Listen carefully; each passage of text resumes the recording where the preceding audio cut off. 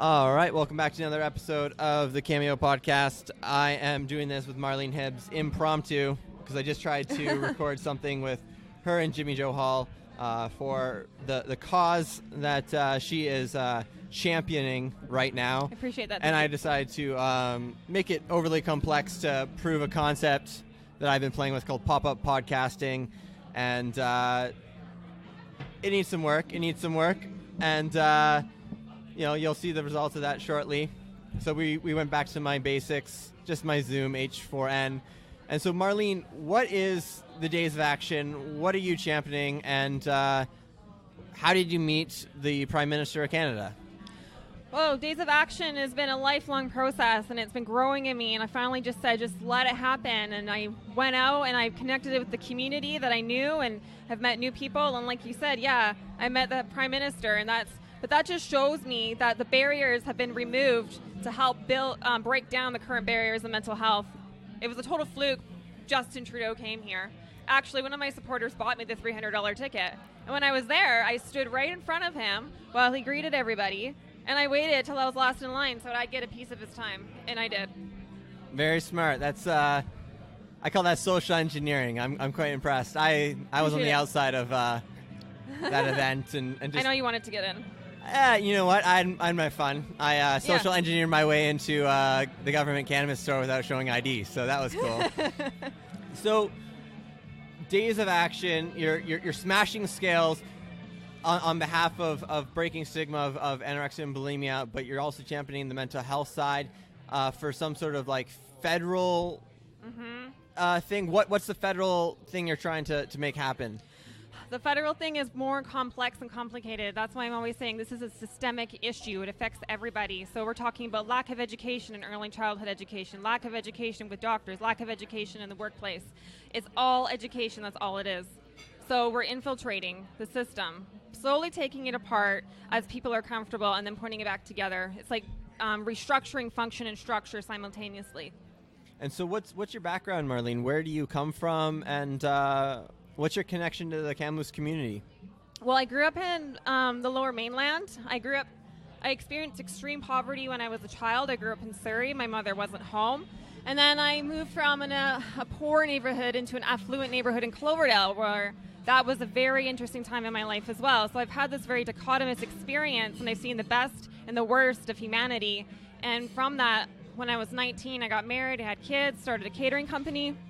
At Your Service Catering was my former company with my ex, and we built the largest company in Kamloops. We've catered some of the largest events in Western Canada, and I think this is why it's been such a natural expression. Is with my ADHD that I found out I just had last year, and I've sort of embraced it now. It's been me being me. This has been the best medicine. And I do clinical somatic education, so I help people with chronic pain. I've volunteered in the community for a long time, but it's just been this past year I've been comfortable making my presence known again. Awesome. And so, you're an intense speaker.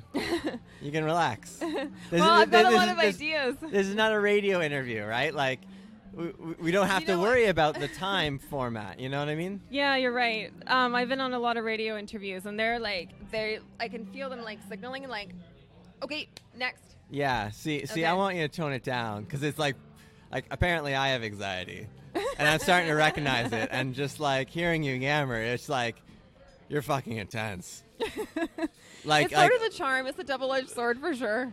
I totally relate, and I've totally been on the flip side of like, being the excited one on talking to someone who didn't want to talk to me. So I totally get that sort of thing because just to fill people in, I ghosted on her and Jimmy's Facebook conversation because they started yammering a lot.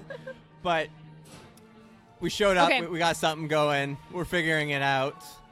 What is next in your plan? Because you seem to have like this formulaic plan of what you want to accomplish with Days of Action. Just even with the name, that means Days of Action. It literally means a plan. It's a calendar. Yeah. I have a cousin in Langley. She's a school trustee. She also, we've had our hard times, the upbringing, and I came to her with it, and I said, Shelley, I've got to move on this. And she said, Marlene, you above all people, I know you can do it. And when my heart decides to do something, it's like, okay, I trust that there's more here, and I'm letting it be an organic process and letting it blossom. So that's why I speak to the structure and the function, letting what the people need and their function be honored and to create the structure. What is something that you wish you had time to speak about when you're on radio last that you just like was at the tip of your tongue but you just got cut off? It depends what's in my heart at the moment. I mean, pain. A lot of people identify with pain, but we hide and we divide with the story. And I'm hoping people are compelled to be more vulnerable and integrate that pain. Pain, I believe, to be bodily wisdom that's unintegrated into our lived experience. And we've gotten good at suppressing it and turning it off. But that pain is our key to evolution that we all crave. What was it like at the wrecking room? Describe that experience. 2 people left the room when I started hitting the scale.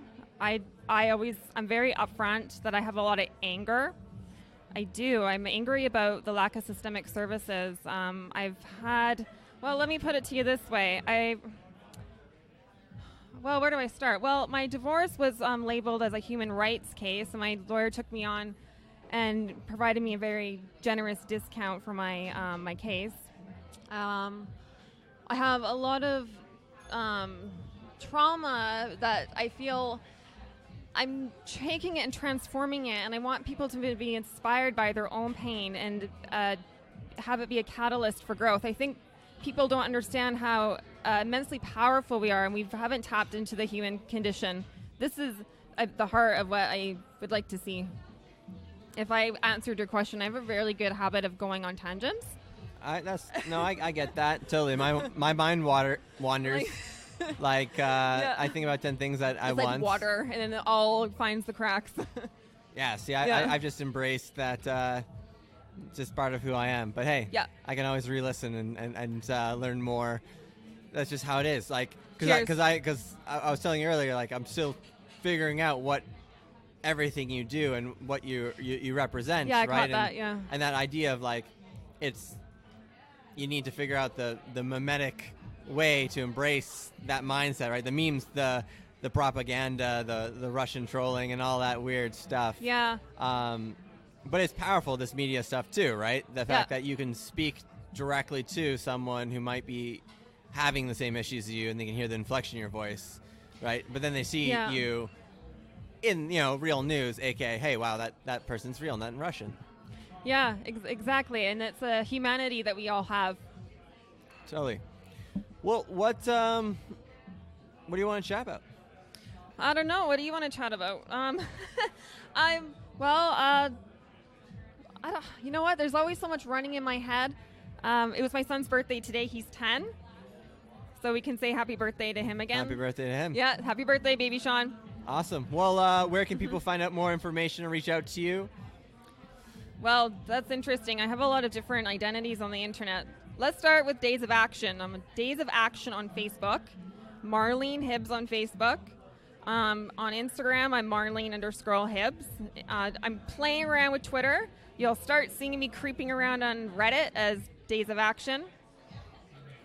I'm pretty approachable. I believe in transparency and being a little uncomfortable. That's why I'm so open. And I think people identify with that because it invites. I meet some curious people. Let's just put it that way. So don't feel if you're approaching me on the street, I invite it, and however you get a hold of me is the best way to get a hold of me because you got a hold of me. Cool. Awesome. Well, thank you for chatting with me today and dealing with my weird shenanigans of figuring out technology. Thanks for your time. I appreciate it. I'm grateful. And thank you, audience, for listening on in. If you're new, please consider subscribing or leaving me an iTunes review. It very much does help the podcast along. And till next time, I'm figuring out what the Kameo podcast is and how it expands. It was an experiment today that was learning outcomes, but I'm going to figure it out. There is a way that I can sustainably grow this and continue to create a bigger platform for people to put their voice out there who represent values that I think I want my community to uphold. Hence, the community can extend beyond just Kamloops. It can be the whole world. It just means, hey, let's be good neighbors. That's not globalism. That's just being a good human. So, yeah, I am the liberal media. Nevin, cheers. Cameo signing out.